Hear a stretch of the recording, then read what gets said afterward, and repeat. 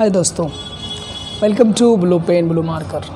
आज हम इलेक्शन से संबंधित जो सीरीज़ है उसमें पीठासीन पदाधिकारी यानी प्रिजाइडिंग ऑफिसर के बारे में और उनके कार्य क्षेत्र के बारे में हम आपको बताएंगे। अगर आप प्रिजाइडिंग ऑफिसर के लिए नियुक्त हुए हैं तो बहुत ही जिम्मेदारियां आप पर हैं। आप सब पूरी तरह से उस बूथ में ऑल इन ऑल हैं, हर तरह के पावर आपके पास मौजूद हैं। तो आपको किस तरह से सुचारू रूप से अपने जितने भी आपके पोलिंग ऑफिसर्स हैं उनको लेकर के, लोगों को लेकर के और जो मतदान अभिकर्ता होंगे उनको लेकर के सुचारू रूप से काफ़ी पीसफुल इन्वायरमेंट में आपको पूरे के पूरे जो मतदान प्रक्रिया है उसको संपन्न करवाना है। ये आपके विवेक पर भी डिपेंड करेगा, या आपके होशियारी पर, आपकी चालाकी पर, आपके फुर्तीलेपन पर भी बहुत कुछ डिपेंड करेगा। तो चलिए हम आपको स्टेप बाय स्टेप आपकी पूरी की पूरी जो आपका जो दिनचर्या है उसके बारे में हम लोग बात कर लेते हैं। तो दोस्तों, अगर आप एक प्रिजाइडिंग ऑफिसर के लिए नियुक्त हुए हैं तो आप सबसे पहले जो आपका जो आपका ट्रेनिंग का जो लास्ट डे होगा, तो आप सबसे पहले ये इंश्योर कर लीजिए कि आपका P1, P2, P3 कौन है। उनसे आप उस दिन मुलाकात कर लीजिए, मिल लीजिए, नंबर अदला बदली कर लीजिए। वैसे तो आपके सर्टिफिकेट पर जो आपको मिलेगा उसमें सबके नाम और उनके मोबाइल नंबर्स अंकित रहेंगे, लेकिन फिर भी आप उनको ले लीजिए, जान पहचान बढ़ा लीजिए। और जिस दिन आप सामग्री लेने के लिए पहुंचेंगे तो वहाँ इंश्योर कर लीजिए कि वहाँ सब के सब मौजूद हों। और सामग्री लेने के बाद आप वहाँ अच्छी तरह से उन ईवीएम के मशीन को, जो बैलेट यूनिट है, कंट्रोल यूनिट है और ये वीवीपैट है, वहाँ तो उस वक्त आपको मिलेगा नहीं, क्योंकि वो तो आपको पोलिंग के एक दिन पहले जो 11 से 12 बजे के रात के बीच पे जो आपको सेक्टर में ऑफिसर है वो आपको दे करके जाएगा। लेकिन वहाँ जितनी चीज़ें आपको मिलेंगी वो सारी चीज़ों को इंश्योर कर लेना है, P1, P2, P3 को साथ में रख करके। उन सामग्रियों में आप एक चेकलिस्ट बना लीजिए कि आपके पास मतदाता रजिस्टर, स्याही, मेटल सील, एयरक्रॉस मार्क, मतदाता सूची, ये सारी की सारी चीज़ें आप इंश्योर कर लीजिए। कोई चीज़ उसमें पेज फटा हुआ नहीं है, पेज का उसमें मिसप्रिंटिंग नहीं है। अच्छी तरह से पूरी चीज़ चेक करने के बाद उसको आप लीजिए। और वहाँ जो मतदान कर्मियों के लिए जो गाड़ी तैयार होगी उसमें अगर आप जाएं तो बेहतर है, क्योंकि सामान अगर उसी में जाते हैं तो ज़्यादा अच्छा है। वरना आप अपनी गाड़ी से भी, अगर आपको अपनी गाड़ी है, अपना आपको कन्वीनियंस है, तो आप अपने गाड़ी पर भी जा सकते हैं। मतदान केंद्र पर पहुंचकर सबसे पहले आप ये इंश्योर कर लें, वहाँ का जायज़ा ले लें कि हम किस रूम में अपने इन मशीन्स को बिठाएंगे और कहाँ हमारा ज़्यादा सुविधा होगी। वोटर लोग जो है, मतदाता लोग किधर से आएंगे, उनका एंट्रेंस क्या होगा, उसका एग्ज़िट किधर से अच्छा होगा, वो सारी के सारे आप जाने के बाद ही पूरी तरह अपने दिमाग में है ना बिठा लें, प्लानिंग है ना कर लें। और दूसरी बात, P1, P2, P3 किस जगह पर बैठेंगे वो भी उसका आप अंदाज़ा लगा लीजिए। और आपकी कुर्सी, मतलब प्रिजाइडिंग ऑफिसर का जो टेबल है वो कहाँ पर होगा, और वोटिंग मशीन को, मतलब बैलेट यूनिट को और वीवीपैट को कहाँ पर रखा जाएगा, ये भी आप इंश्योर कर लीजिए। और फिर उसी रात को 11 से 12 बजे के बीच में सेक्टर ऑफिसर द्वारा आपको जो ईवीएम जो मशीन है वो डिलीवर किया जाएगा, वो दिया जाएगा। उसमें आपको वीवीपैट, कंट्रोल यूनिट और बैलेट यूनिट दिया जाएगा। आप इंश्योर कर लीजिए कि वीवीपैट का जो पीछे का जो नॉब है वो ट्रांसपोर्टेशन मोड में है, वो इस तरह से लेटा हुआ घुमा हुआ है, इस तरह से नहीं है, इसको आप चेक कर लीजिए। और उसको ज़्यादा हिलाने डुलाने की ज़रूरत भी नहीं है। दूसरी बात ये है, कंट्रोल यूनिट को आप चेक कर लीजिए, उसका बैटरी चेक कर लीजिए, उसको ऑन करके देख लीजिए आप। और बैलेट यूनिट को भी आप चेक कर लीजिए। और अगर आप उसको कनेक्ट करके देखना चाहते हैं तो वो भी आप इंश्योर कर सकते हैं। आपको याद रखना है, BVC, बाबा वोट करने चलते हैं, B से बैलेट यूनिट, V से वीवीपैट एंड C से कंट्रोल यूनिट। इसको इस क्रम में आप इसके तार को जोड़ लीजिए। ये जोड़ना कैसे है मैं आपको वीडियो में लिंक दे दूँगा, उसको भी आप देख लीजिएगा। तो इस तरह से जोड़ लीजिए। जोड़ने के बाद आप इंश्योर कर लीजिए कि आपका हर कुछ वर्क कर रहा है, वर्किंग कंडीशन में है, बैटरी फुल है कंट्रोल यूनिट का। और अगर वीवीपैट जब आप उसको नॉब को ऑन करेंगे, वर्टिकल करेंगे, है ना, तो जब आप ध्यान रखिए कि वो ज़्यादा हिले डुले नहीं, हिलने डुलने से उसमें एरर आ सकता है। और जब उसको हिलाना डुलाना हो तो आप उसको ट्रांसपोर्टेशन मोड में कर दीजिए। ये सामग्रियाँ प्राप्त करने के बाद आपको वीवीपैट मिल गया, आपको सीयू मिल गया, आपको बीयू मिल गया, मतलब आपको पूरा ईवीएम मिल गया। फिर आप उसको लीजिए। ये सारा इंश्योर करने के बाद आप उसको सुरक्षित रखिए और आप जल्दी सो जाइए, क्योंकि सोना भी बहुत ज़रूरी है। नहीं तो आपका अगला दिन अच्छा नहीं गुजरेगा, टेंशन में गुजरेगा, आप ड्रॉजी सा फील करेंगे। तो इसलिए आप जल्दी सो जाइए और फिर आप 5 बजे सुबह जल्दी उठ जाइए, नहा लीजिए, धो लीजिए, फ्रेश हो जाइए और फिर आपको 6 बजे अपना मॉक पोल का जो काम है वो शुरू कर देना है। आपको कुछ देर पोलिंग एजेंट्स का जो मतदान अभी करता है उन लोगों का हार्डली 15 मिनट वेट करना है। अगर वो लोग उस 15 मिनट में नहीं आते हैं या 1-2 भी आता है या नहीं भी आता है तो आपको मॉक पोल का काम स्टार्ट कर देना है। मॉक पोल के दौरान आप मशीनों को BVC बैलेट को वीवीपैट को आप कंट्रोल यूनिट में लगाएंगे, उसके वायर को लगाएंगे। और याद रखिएगा कि बैलेट जो यूनिट है वो वीवीपैट में लगेगा और वीवीपैट की जो तार है वो कंट्रोल यूनिट में लगेगा। और ये इंश्योर करना ज़रूरी है कि कंट्रोल यूनिट का कोई भी तार अपना नहीं होता है, उसका तार कहीं भी लगता नहीं, उसका वायर कहीं नहीं लगता है। तो इसको आप इंश्योर कर लीजिए। जैसे ही आप इसको ऑन करेंगे तो आप याद रखिए वीवीपैट का वो बिल्कुल ऐसे ना होकर के ऐसे हो जाए, मीन्स वो वर्किंग मोड में, फंक्शनल मोड में आ जाए। और जैसे ही आप कंट्रोल यूनिट का जो स्विच ऑन करेंगे तब आपको 7 पर्चियाँ वीवीपैट में गिर जाएंगी। और फिर आप बारी बारी से मतदान अभिकर्ताओं को कहेंगे कि प्रत्येक उम्मीदवार को 2-2 या 3-3 वोट डालें, इंक्लूडिंग नोटा। आप नोटा पर भी वोट डालें और उसको आप नोट करते जाएं, लिखते जाएं, क्योंकि आपको इसका एक घोषणा पत्र तैयार करना। घोषणा पत्र मतलब कि आपको उसका एक रिकॉर्ड रखना पड़ेगा। तो ये आपको उसको लिखते भी जाएं और लोगों को दिखाते भी जाएं। मॉक पोल जब 50 मॉक पोल जब आपके पूरे हो जाएं तो आप क्लोज़ का बटन दबा दें।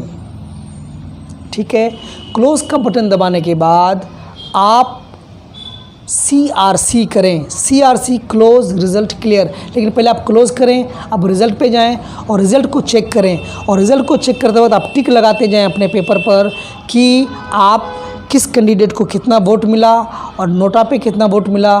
तब सबका आप रिकॉर्ड अपने पास लिख कर रख लें। और फिर जब सारा इंश्योर हो जाए तो आप CR हो चुका, क्लोज़ रिज़ल्ट हो चुका, उसके बाद आप क्लियर का बटन दबाएं और फिर सारा का सारा वोट वहाँ से क्लियर कर दें। ये काम करने के बाद आप एक मॉक पोल का जो रिपोर्ट है उसको तैयार करें और वीवीपैट से आप वो 7 पर्ची निकाल लें और निकाल करके 7 पर्ची के साथ 50 और पर्ची होगी तो टोटल 57 पर्चियाँ हो जाएंगी। वो आप निकाल करके एक काले बॉक्स में उसको डाल करके उसको चपरा से सील करके एक प्लास्टिक के घनाकार बॉक्स में उसको रख करके से सील करके अपने पास रख लेंगे। फिर आप 7 बजे से एक्चुअल पोलिंग शुरू कर देंगे। अब जितनी जल्दी आपका मॉक पोल पूरा हो जाएगा उतना जल्दी अच्छा है कि आप एक्चुअल वोटिंग जो शुरू होगी वो 7 बजे तक बिल्कुल शुरू हो जाना चाहिए। 10, 15, 20, 25 मिनट या आधा घंटा लेट हो तो कोई बात नहीं है, लेकिन लोग जब मतदाता जब लाइन में तब तक लग चुके होंगे आप मतदाता को बुलाकर P1 के पास ठहरा भी सकते हैं। एक बात हमको और याद रखनी चाहिए कि वोटिंग जब भी शुरू हो हालांकि 7, सवा 7, साढ़े 7 बजे हर हाल में शुरू हो जानी चाहिए। विलम्ब या देर का कोई कारण नहीं होना चाहिए। ये तभी हो सकता है जब मॉक पोल देरी से हो या मॉक पोल में कोई प्रॉब्लम आ जाए, ठीक है।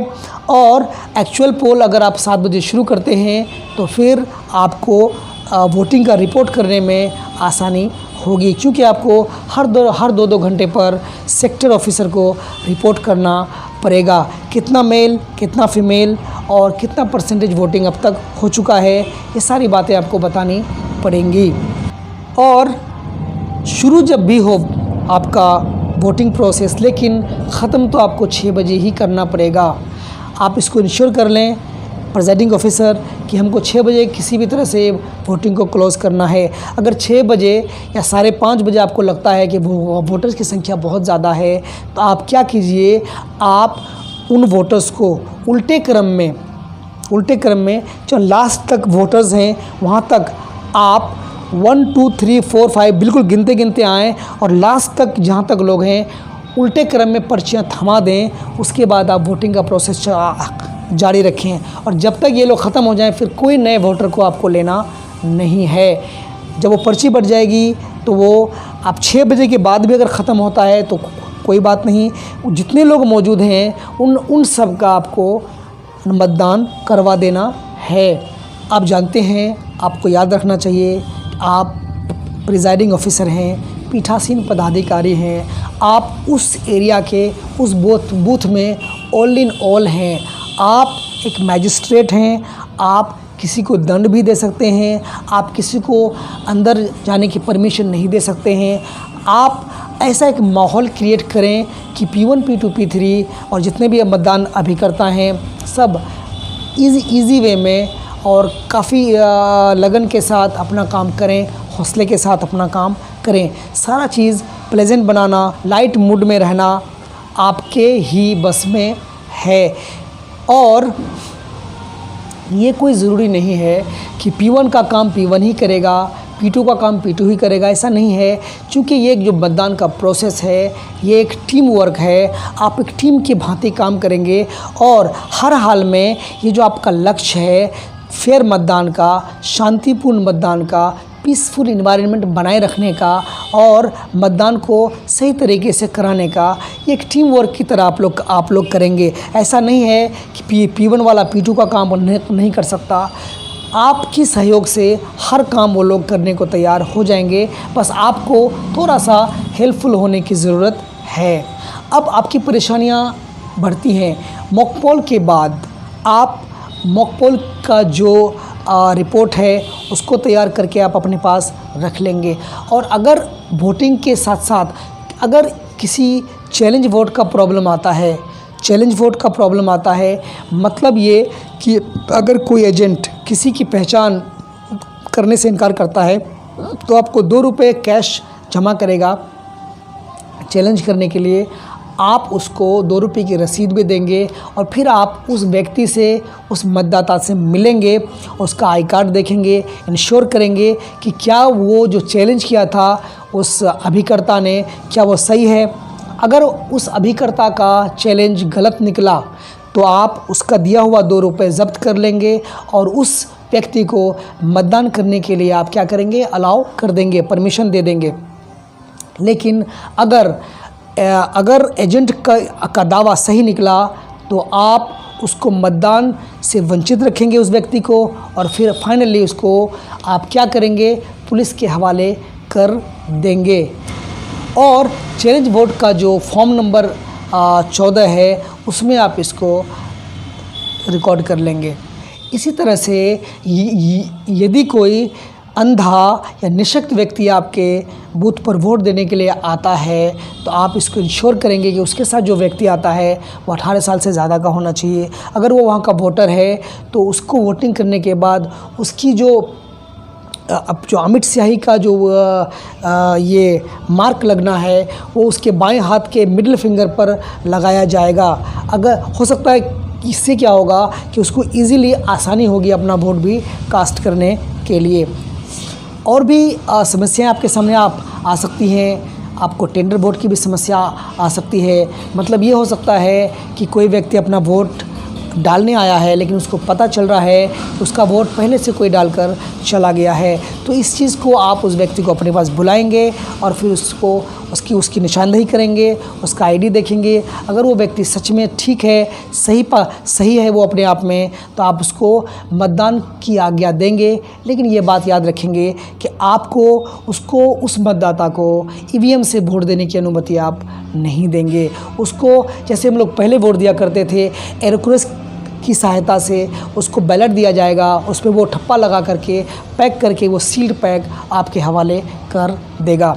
और इसका आप 17B और 17C में ये जो टेंडर वोट है इसको रिकॉर्ड किया जाएगा। यही बात नहीं रुकती, अगर आपके मतदान इसमें बूथ में कोई ऐसा भी व्यक्ति है जो सेना में कार्यरत है, भर्ती है, अगर वो वोट देने का इच्छुक है, वो वोट देना चाहता है, तो पहले से ही आपका जो चिन्हित जो वोटर लिस्ट है, उस वोटर लिस्ट में उसका नाम पहले से ही दर्ज होगा और उस वोटर द्वारा वोट दिए जाने के लिए किसी व्यक्ति को जो 18 साल से ज़्यादा एज का होगा, चाहे उसके परिवार से हो या उसका दोस्त हो, सगा हो, संबंधी हो, कोई भी हो, वो उस वोट को आकर के दे सकता है। तो ये याद रखा जाना चाहिए कि उसका जो वोट होगा, वो जो व्यक्ति वोट करेगा, उस पर जो अमिट स्याही का जो निशान लगेगा वो भी उसके बाएं हाथ के मिडिल फिंगर पर लगाया जाएगा और इसका उल्लेख 17A रजिस्टर में बखूबी किया जाएगा और वहाँ उसकी रिमार्क्स में PV लिख दिया जाएगा, मीन्स प्रॉक्सी वोट लिख दिया जाएगा। और फाइनली जो एक बहुत इम्पॉर्टेंट जो पीठासीन पदाधिकारी के लिए जो एक मुश्किल घड़ी होती है वो होता है टेस्ट वोट, और बहुत ही मुश्किल घड़ी होती है। इसमें ऐसा तो जनरली होता नहीं है, अगर ऐसा कुछ होता है तो इस केस में मतदान रोक दिया जाता है, मतदान कैंसिल हो जाता है। कैसे होता है? ये टेस्ट वोट के सहारे से। मान लीजिए कोई व्यक्ति वोट देने के लिए वोटिंग कंपार्टमेंट में जाता है जहाँ पर वीवीपैट और जो बैलेट यूनिट है वो रखा रहता है। वो अपना बैलेट यूनिट दबाता है, जिस मन पसंदीदा कैंडिडेट को वोट देता है वो देखता है कि वो जो 6-7 सेकंड के लिए जो पर्ची निकलती है वीवीपैट से, वो पर्ची उसी कैंडिडेट का नहीं निकला जिसको उसने वोट दिया था। तो वो इस चीज़ की शिकायत प्रिजाइडिंग ऑफिसर से करेगा और प्रिजाइडिंग ऑफिसर इसको इंश्योर करने के लिए मतदान अभिकर्ताओं, कैमरामैन जो भी हैं, सबको लेकर के इस चीज़ को इंश्योर करेगा। अगर वो बंदा, अगर वो वोटर, अगर वो मतदाता सही पाया जाता है कि हाँ वोट जिसको डाला जा रहा है पर्ची दूसरे की निकलती है, तो इस केस में ये जल्दी में इस सेक्टर मजिस्ट्रेट को और जो जिला निर्वाचन अधिकारी हैं जो या फिर डिस्ट्रिक्ट मजिस्ट्रेट हैं उन तक ये बात पहुंचाई जाएगी और तत्काल प्रभाव से उस बूथ का जो वोटिंग है वो रोक दिया जाएगा।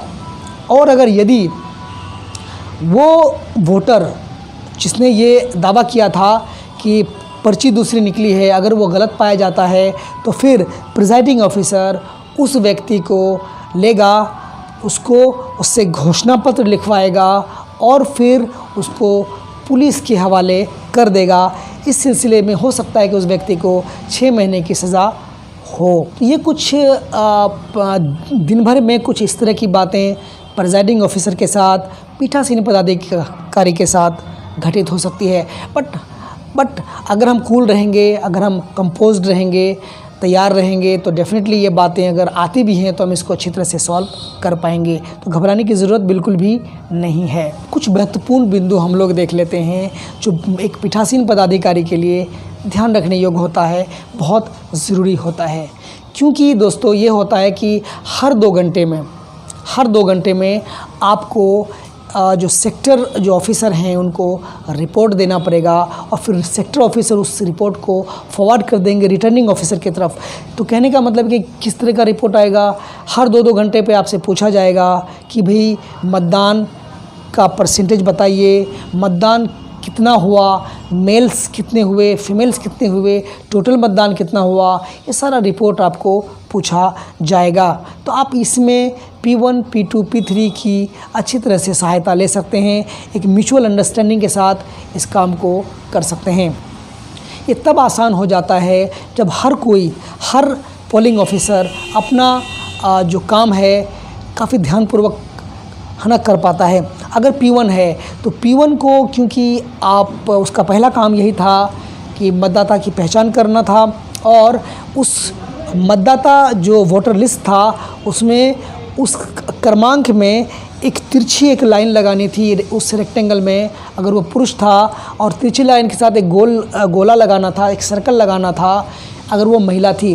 तो इस तरह से वो हर एक पेज में कितनी महिलाएं हैं, कितने पुरुष हैं, इस चीज़ को क्या करेंगे, काउंट करके वो रख सकते हैं। और जब हर 2 घंटे के बाद ये पूछा जाए आपसे, आपके द्वारा पीठासीन पदाधिकारी के द्वारा, कि टोटल फीमेल्स की मतलब महिलाएं कितनों ने वोट दिया और कितने पुरुष लोगों ने वोट दिया, तो वो बता देंगे इस चीज़ को, और फिर दोनों को सम करके, दोनों का योगफल निकाल करके हम टोटल वोटिंग को भी इंश्योर कर सकते हैं। मतदान अगर आपके यहाँ 7 बजे शुरू हुआ है तो 9 बजे तक आपको पहला रिपोर्ट देना पड़ेगा। तो ये चीज़ आप इंश्योर कर लें कि आप क्यों वेट करेंगे 2 घंटे का। आप 7 बजे अगर आपके एक्चुअल मतदान शुरू हो चुका है तो आप 8:40 तक अपना ये सारा का सारा रिपोर्ट तैयार कर लीजिए कि कितना परसेंटेज वोटिंग हुआ, कितने मेल्स हुए, कितने फीमेल्स हुए, कितने लोगों ने टोटल मतदान किया, और ये सारी चीज़ आप रिकॉर्ड करके आप जो है सेक्टर ऑफिसर को फ़ोन करके बता दीजिए। तो क्या होगा, सेक्टर ऑफिसर भी खुश हो जाएगा कि यहाँ जो काम है, जो पीठासीन पदाधिकारी हैं बहुत ही स्मार्ट वर्क कर रहे हैं, बहुत ही तत्पर हैं। आप कतई 9 बजे तक का वेट ना करें। 9 बजे तक का वेट करने की ज़रूरत आपको नहीं है। आप कुछ मिनट पहले, आप 15-20 मिनट पहले आप इस चीज़ को क्लियर करके रख लें। सेक्टर ऑफिसर्स हैं, उनको यही कहा जाता है कि आप 9 बजे तक, चूँकि उसको मीडिया में देना होता है, तो 9 बजे से पहले ये सारा रिपोर्ट अगर वहाँ तक पहुँच जाता है तो मीडिया को देने में आसानी होती है, और फिर मीडिया स्टेप बाय स्टेप अपना न्यूज़ आगे तक लोगों तक, पब्लिक तक पहुँचा देती है। और ये जो आपके आंकड़े इकट्ठा करने का जो तरीका है एकदम सही है। हर 2-2 घंटे पे आपको देना है। अगर आप 7 बजे मतदान आपका शुरू हुआ है तो आप 8:40 पे आप रिपोर्ट तैयार कर लीजिए। 8:40 तो आप 10:40 पे फिर तैयार कर लीजिए, फिर आप 12:40 पे तैयार कर लीजिए, फिर आप 2:40 पे तैयार कर लीजिए, फिर आप 4:40 पे तैयार कर लीजिए, और रुकिए। उसके बाद फाइनल जो आपको रिपोर्ट देना है वो उसमें जल्दी ना आप मत कीजिए, क्योंकि वो जो फाइनल रिपोर्ट देना है वो आपके लिए बहुत ही इंपॉर्टेंट है। तो जल्दी उसको देना नहीं है।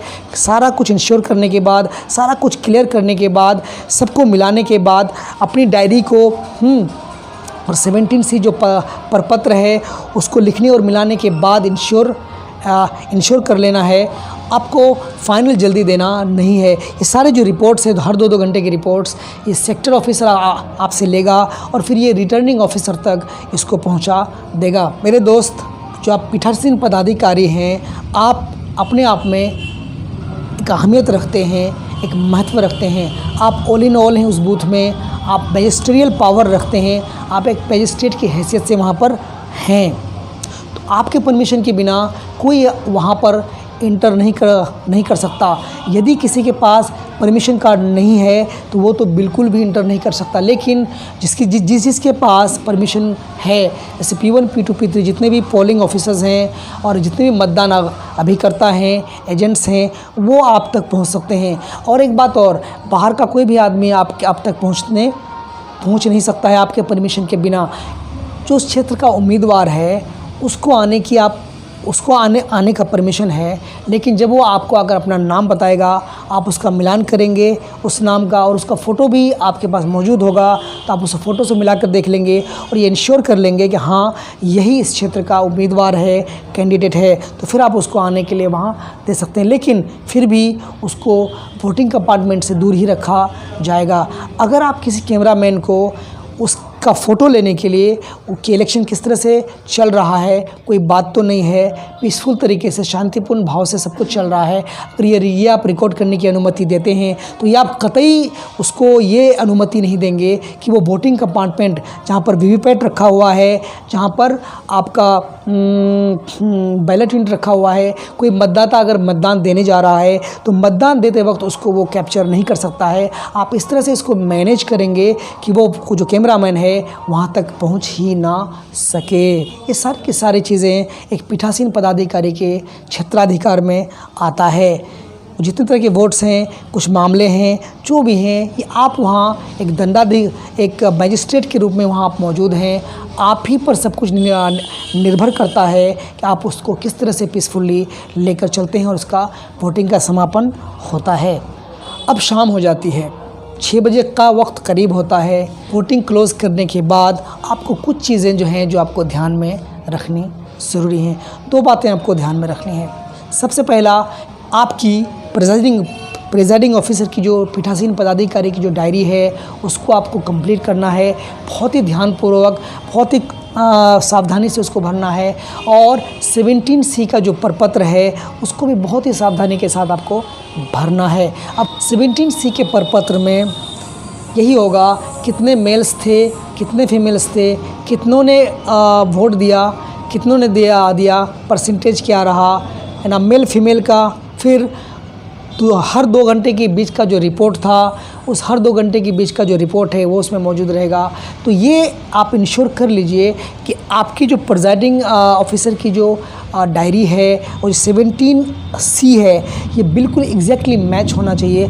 मिसमैच ज़रा भी नहीं होनी चाहिए। मिसमैच के केस में परेशानियाँ आपके सामने आने लग जाएंगी।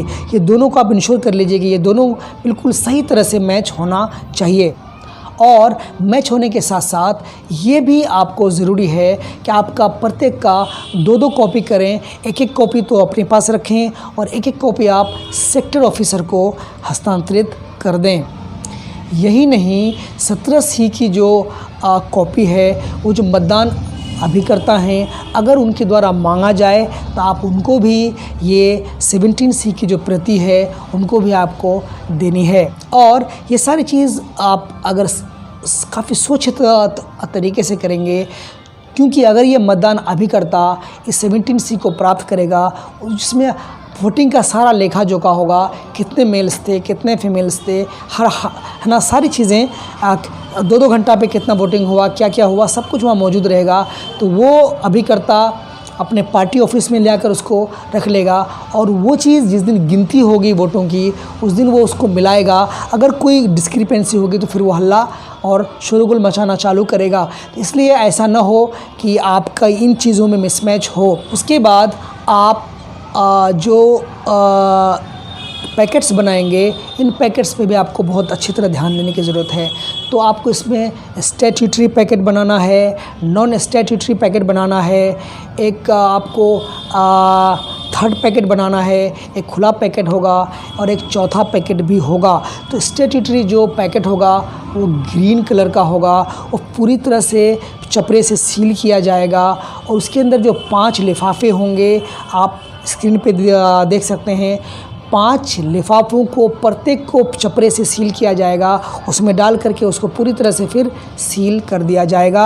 आप स्क्रीन पे देख लीजिए। और ये जो नॉन स्टैट्यूटरी जो पैकेट होगा ये भी चपड़े से फाइनली सील होगा, लेकिन हमको याद रखना है कि इस नॉन स्टैट्यूटरी जो पैकेट है ये पीले कलर का होगा, येलो कलर का होगा और इसके अंदर 11 प्रपत्र, 11 जो एनवेलप्स हैं वो घुसे होंगे और उसमें से फॉर्म नंबर 14 जो है, जो चैलेंज वोट का जो प्रपत्र होगा वो चपड़े से सील किया जाएगा और सबको उसमें डाल करके फिर इस पीले पैकेट को भी चपड़े से सील किया जाएगा। और थर्ड पैकेट जो है इसमें 7 तरह के एनवेलप्स रहेंगे और फोर्थ पैकेट की भी ज़रूरत पड़ सकती है यदि कोई चीज़ बच जाए मतदान की सामग्रियों में से, तो फोर्थ पॉकेट में डालकर हम उसको रख सकते हैं। और एक खुला पैकेट भी होता है जिसमें 17C जो मतपत्र है, प्रिजाइडिंग ऑफिसर की जो डायरी है, प्रिजाइडिंग ऑफिसर का जो घोषणा पत्र है और जो विजिट शीट है और P05 जो आपका वोटर टर्नआउट है, वो सारी चीज़ें। और फाइनली जो मॉक पोल का जो बॉक्स है वो जो सील किया हुआ बॉक्स है वो सारा का सारा खुले पैकेट में ओपन पैकेट होगा उसमें रखा जाएगा।